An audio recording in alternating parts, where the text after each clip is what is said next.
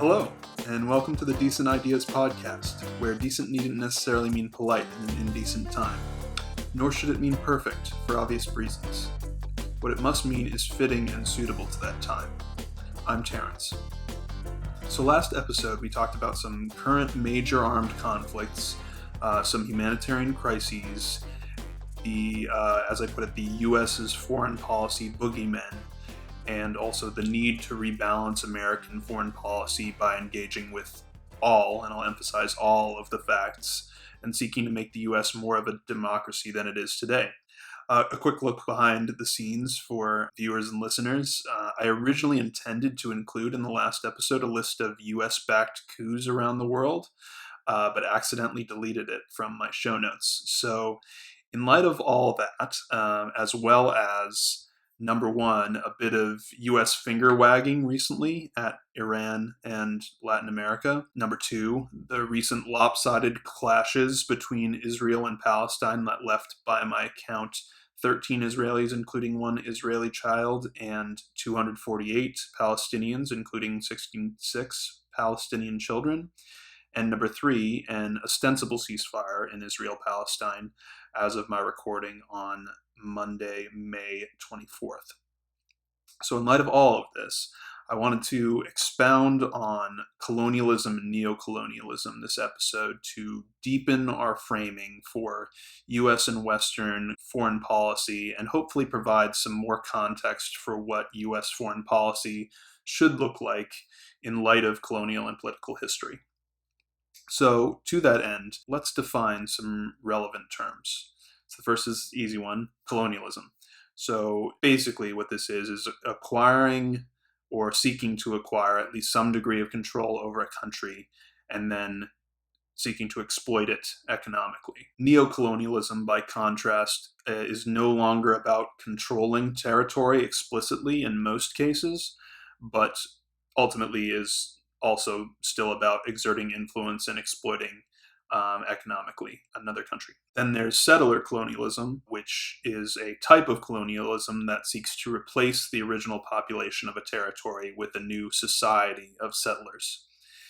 And this leads to the last term that I'd like to make sure I define for today, and that's imperialism, which is the idea of extending a country's power and influence through diplomacy, but more often through military force. So interestingly, China, the Mongols, the Romans, the Russians and/or Soviets, and the Ottomans historically constituted empires, but aren't, and were therefore, would fall under the umbrella of imperialism, but aren't generally considered colonialists or colonizers, which opens up an interesting intellectual rabbit hole that I'm going to try to avoid this episode. So what we're going to do is focus on Western application of these terms I've talked about. So that begins with sort of two concurrent historical eras, the colonization of the Americas and the Atlantic slave trade. So the colonization of the Americas primarily was undertaken by Spain, France, Britain, and Portugal, and accelerated from roughly 1500.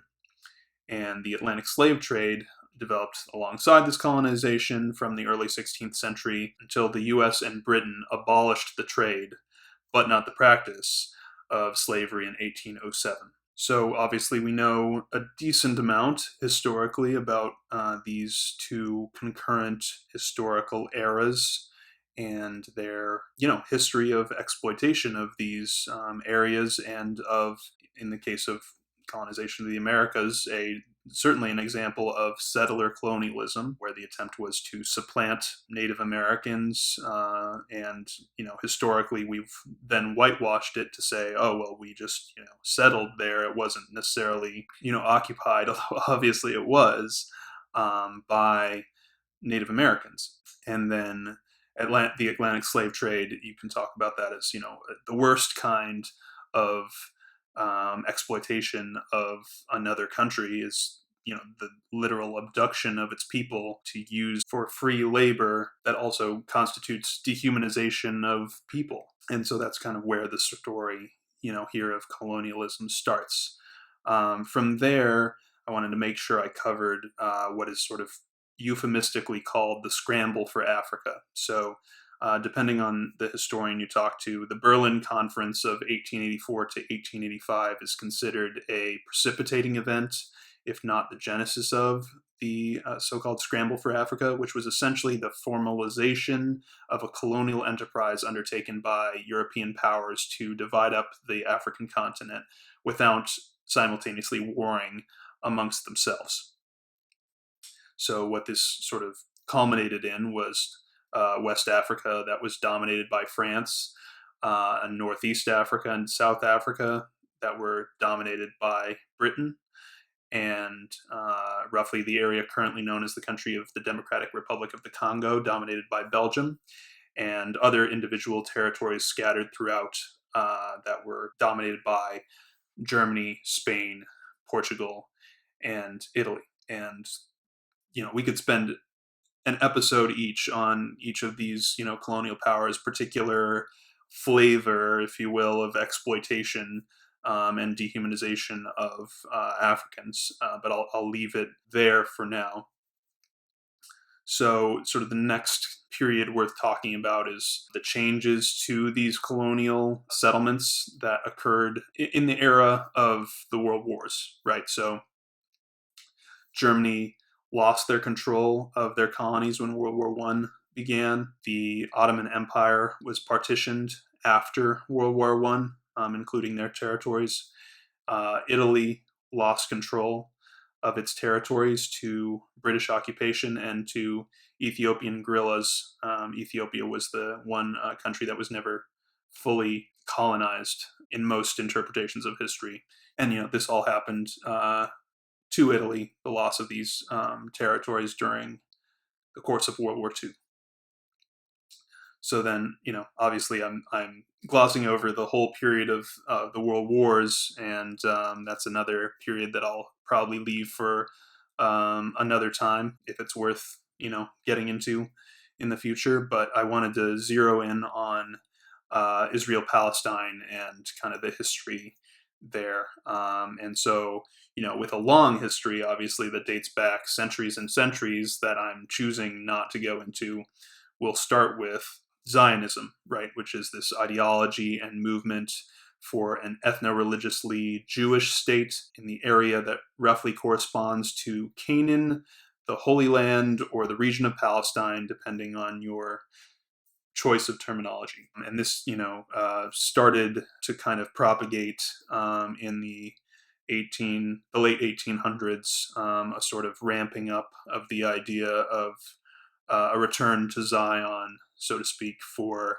like I say, the ethno-religiously Jewish people. And this kind of culminated in the Balfour Declaration, which the British government issued in 1917, so at the end of World War I, to declare support for the establishment of, I quote, a national home for the Jewish people, which was at the time a region of the Ottoman Empire, which, like I said, was going to be, expected to be divvied up between these other colonial powers at the end of World War I. And this region of the Ottoman Empire, had a small minority Jewish population, remarkably small, I'd say, in terms of the current state of Jewish people in Israel today. So concurrently, there was this secret agreement, the secret treaty called the Sykes-Picot Agreement, which was sort of undertaken in 1916 between Britain and France, which established Syria, Lebanon, southeastern Turkey, and northern Iraq for kind of French influence after World War I was the idea. And on the other hand, southern Iraq, Jordan, and essentially what was then called Palestine for British influence. And this led to the establishment of a system for governance, if you will, called Mandatory Palestine, or the British Mandate of Palestine. So in the years between or running through the World Wars, there was increasing Arab resistance to this mandate of Britain over Palestine, which also included an increasing amount of this Zionist ideology coming to fruition in the way of Jewish immigration, often by buying land. And, complicating this issue, of course, was an influx of new Jewish immigration to escape Nazi persecution during World War II. In the first instance, and to find homes for displaced Jewish survivors of Nazi war crimes after World War II. So then in 1947, there's the United Nations Partition Plan for Palestine, which, tried to establish borders for, what we would come to call a two-state solution in Israel-Palestine, but this failed, leading to a war between 1947 and 1949, which led to an armistice between Israel and Palestine. And obviously there were subsequent wars, and which led to the Israeli occupation of the West Bank and Gaza Strip, these two areas that were intended in part to be the foundation for a Palestinian state. And obviously we've had the ongoing problem of Jewish settlements in occupied territories. And obviously there's other areas of concern for Israel-Palestine about, where the capital is, and that was brought to the fore with Trump declaring that Jerusalem should be the capital of Israel. But these are sort of the important, cornerstones of the Israel-Palestine problem as we see it. And so I'll try to come back to that in a little bit. So from there, we talked about what went on in Africa and what went on in Israel-Palestine and sort of these world wars that happened. So I wanted to tackle from there what I intended to tackle last episode, which was sort of the series of US-backed coups around the world that took place during the Cold War era. So the first I wanted to note was in 1953. Mohammad Mossadegh in Iran. He fled, surrendered, and then was placed under house arrest after a military coup in Iran for the crime, if you will, of challenging the authority of the Shah, which of course is the title given to the monarch of Iran. So he challenged the Shah's authority and also nationalized a previously British-operated oil industry, which caused the U.S. to support the British calls for his overthrow, leading to this military coup. Next up, in 1954, the next year, Jacobo Arbenz went into exile from Guatemala after U.S.-sponsored rebels led a coup after he attempted land reforms that threatened the holdings of the U.S.-owned United Fruit Company at the time, which is interestingly now known as Chiquita Brands. You might have heard of the Chiquita bananas. So from there, in 1960, Patrice Lumumba was imprisoned and then executed in the Democratic Republic of the Congo after a coup for basically the crime of, again, if you will, turning to the Soviet Union for support against Belgian-supported separatists. So this was, the area that had previously been colonized by Belgium. So he turned to the Soviet Union for support against Belgian-supported separatists due to his anti-colonial rhetoric. And we'll try to come back to Lumumba briefly, too. So in 1964, João Goulart fled a military coup in Brazil after not siding with U.S. actions against Cuba, allowing the expropriation of a subsidiary of ITT and limiting transmission of profits by multinationals to outside the country, had to flee the country.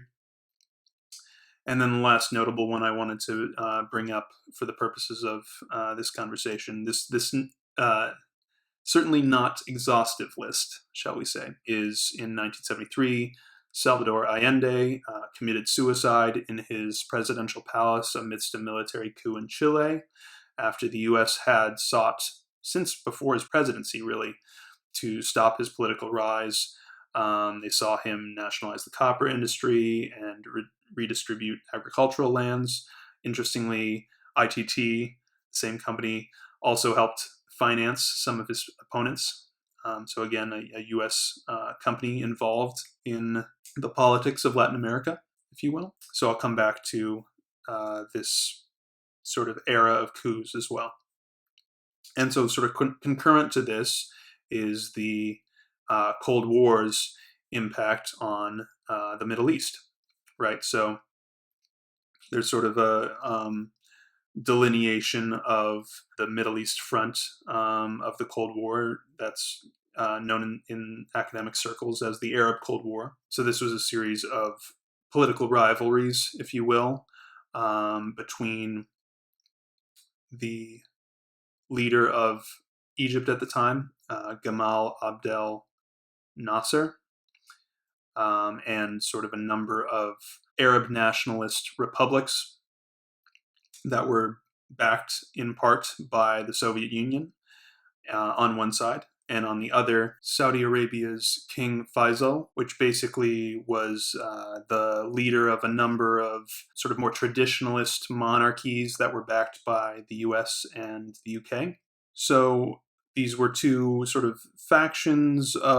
warring factions, I should say, of the Cold War in the Middle East that, has sort of fallen by the wayside in terms of our collective knowledge on the subject, if you will, and I'll tell you why. So basically, over time, over this period of the Cold War, there was a decline of Arab nationalism due to stagnation of the Soviet support for these Arab republics, led by Nasser of Egypt, and it was related to the costs of maintaining the Cold War stance against the West, and it was concurrent with failures of these republics to defeat Israel in that series of wars that I mentioned between Israel and the allies of the intended state of Palestine.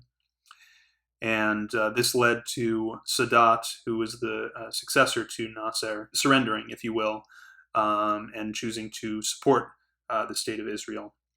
And in addition, this came with a rise of Islamism, the politicization of the Muslim faith. And so this sort of had two stripes, which was Wahhabism in Saudi Arabia and the 1979 Iranian Islamic Revolution. So to that end, this Iranian Revolution and also a war that sprung between Iran and Iraq, called the Iran-Iraq War, where Saudi Arabia and the U.S. supported Saddam in Iraq. These events that I've sort of laid out to you transformed what was the Nixon Doctrine's twin pillar policy, as it was referred to in the Middle East, that moderated the relationship between Saudi Arabia and Iran. It transformed that into outright competition and proxy wars in Lebanon, the Soviet-Afghan War, with Iran supporting different mujahideen to the U.S. and Saudi Arabia in Afghanistan, and more, right? So there you have it, this impact of the Cold War on the Middle East, this sort of, as many countries were starting to gain independence, this sort of emergence of neocolonialism in the Middle East. So what does all this have in common? We've talked about colonization of the Americas, the Atlantic slave trade, the scramble for Africa, the establishment of the State of Israel in the land of Palestine, and the subsequent Israel-Palestine problem, as it's been referred to. We have these U.S.-backed coups around the world, and then we have what happened in the Middle East as a result of the Cold War. So what are sort of the common threads that kind of tie all this together? Well, the first is pretty straightforward if you look at it as objectively as possible, which is that there was Western support effectively against democracy, right? A bunch of military or rebel-led coups of democratically elected governments. A lot of this was geared and framed as a fight against socialism and against communism, which I hope you're beginning to see as we discuss this, if this wasn't already your perspective, that deposing democracies, even if they're socialist-oriented or left-oriented doesn't always lead to the best outcome, right? And so on top of this, these were very sort of, because they were anti-democratic, they were supporting monarchies and theocracies in some cases. It's clear that the focus was business-oriented, was capitalism-oriented, was about, okay, how do we exploit these areas for resources?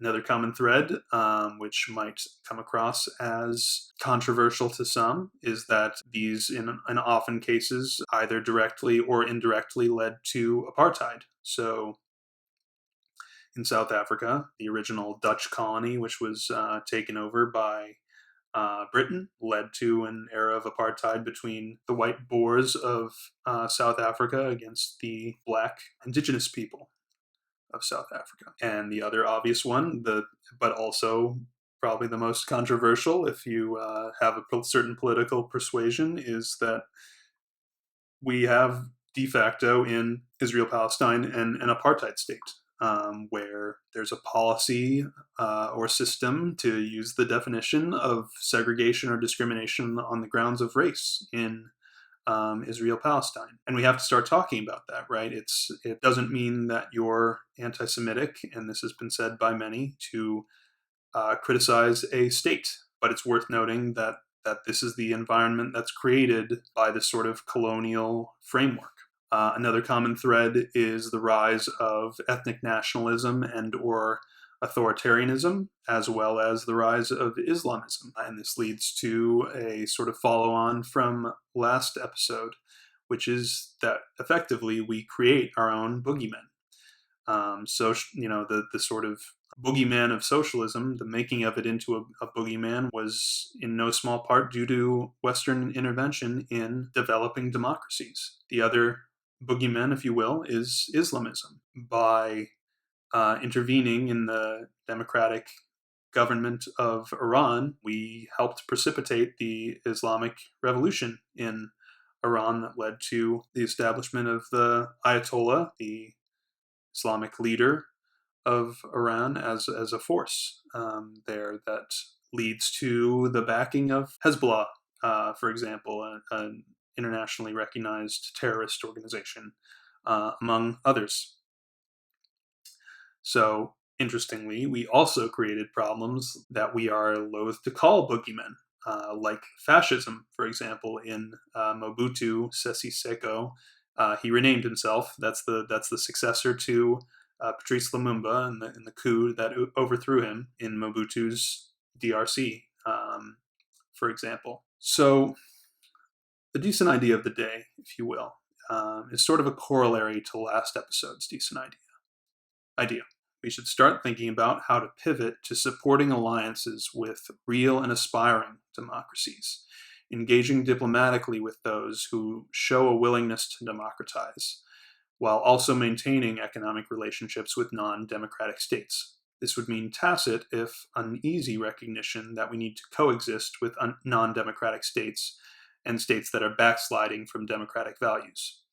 It would also mean offering support for peaceful transitions to democracy, sometimes through decentralizing nation states that were created slapdash in most cases by thoughtless drawings of borders under the auspices of civilizing natives. This is colonialism 101. And of course, I have lots of thoughts about who we should be supporting towards democratization, but I'll leave that for another time. As for countries that we should be wary of continuing to treat as allies, I'd say Saudi Arabia tops the list. So I wanted to kind of expound on last episode about the state of U.S. foreign policy and military interventionism by focusing in on this problem of colonialism, and that has led to neocolonialism and the imperialist strands that run through it all, if you will. And it's tricky to do this over the course of one podcast episode, but I wanted to just sort of lay it all out for you and perhaps add some color to what I said last episode, in which I kind of took the online left, if you will, to task a little bit for what I saw as kind of glossing over some of the nuances of political conflicts in the world. And so I wanted to be sure that I gave you the full picture of my view on where we stand. I talked last episode about the fact that military interventionism by the US rings a bit hollow when we're ostensibly defending democracy, but have a lot of issues at home with embodying democratic principles. And so I wanted to, after taking the online left to task a little bit, I wanted to take the US government to task a little bit for this history. And, it's near impossible to extricate the evolution of the US empire, if you will, from the Western era of colonialism and exploitation of the African continent and Latin America and the Middle East and so on and so forth. And we haven't even gotten really into why we exploit the Middle East, and a lot of it has to do with mineral wealth, right? And maybe we'll have an opportunity to come back to that in a future episode. But especially in light of, like I said, this devastating, since the recording of my last episode, what happened in Israel and Palestine exploded in the number of deaths. And while by sheer numbers, it actually still is kind of a minor conflict in the sense that, there are a number of conflicts that I highlighted last episode where there are thousands to tens of thousands of deaths as opposed to the hundreds. But I also made the distinction between, conflicts and humanitarian crises. And I would say Israel-Palestine, by virtue of the lopsidedness of the military prowess and power between Israel and Palestine, constitutes more of a humanitarian crisis. And I did note that last episode, and that proved to be true in just the way that this crisis has, this renewed crisis, if you will, has unfolded. And I did also want to, tackle, we've seen recent conversations, or conversations is almost too gracious a word, to how the U.S. has conducted itself in foreign policy of late. I guess what I'd say is, like I said, finger wagging, right? Us saying to Iran, well, you need to come back into compliance with the nuclear deal that we left, and that we haven't, taken any meaningful steps to restore the relationship to a point where I think politically on the Iranian side, they'd feel comfortable returning to the deal. And, also recently, this is a couple of weeks ago now, I think, there was that speech that Kamala Harris gave where she talked about, the problems of Latin America not dealing with issues of poverty, and there were a number of other things that she tackled in that discussion. But like I say, if you look at it from a colonial lens, or a decolonial lens, if you will, you'll see the degree to which we created some of these problems. And I talked last episode about how the Mexican-American border is one of the deadliest areas of conflict in the world right now. And we have a part to play in that. And we certainly, I don't feel, are putting the right foot forward in addressing our complicity in those problems.